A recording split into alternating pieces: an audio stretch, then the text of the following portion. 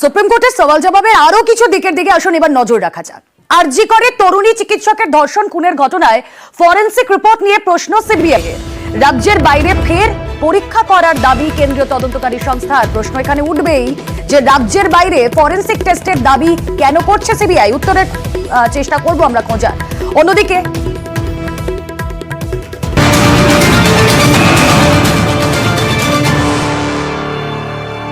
এবার আমরা পিএমআর মানে পোস্টমর্টম রিপোর্টের দিকে একটু নজর রাখি। কেন সন্ধ্যে 6টার পর নিহত চিকিৎসকের ময়না তদন্ত? সুপ্রিম কোর্টে প্রশ্ন তুললেন জনস্বার্থ মামলাকারীর আইনজীবী।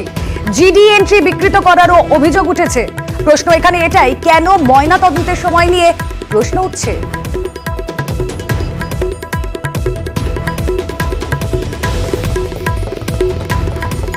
খুব গুরুত্বপূর্ণ যেই অংশ তা হলো দেহ যখন হস্তান্তর করা হয় সেই দেহ হস্তান্তরের সময় চালান ঘিরেও তরজা সুপ্রিম কোর্টে।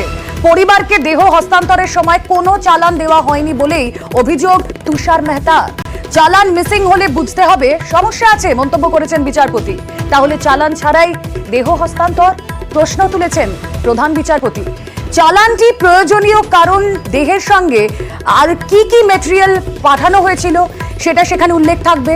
মন্তব্য সিবিআই এর দাবি তাদের ফাইলে কোনো চালান নেই। চালান ছাড়াই কিভাবে তাহলে ময়না তদন্ত? প্রশ্ন তুলেছেন প্রধান বিচারপতি।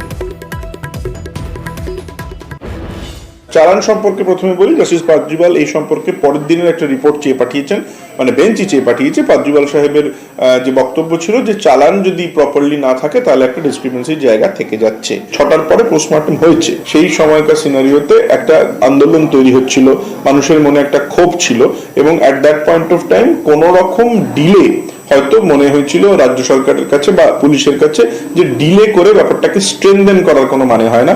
যত তাড়াতাড়ি সম্ভব ম্যাজিস্ট্রেটের প্রেজেন্সে হয়তো তারা ঠিক করেছিলেন যে পোস্টমর্টমটা করবেন। But after sunset rape and murder কেসে পোস্টমর্টম হয় না, এটাই রীতি, এটাই নিয়ম।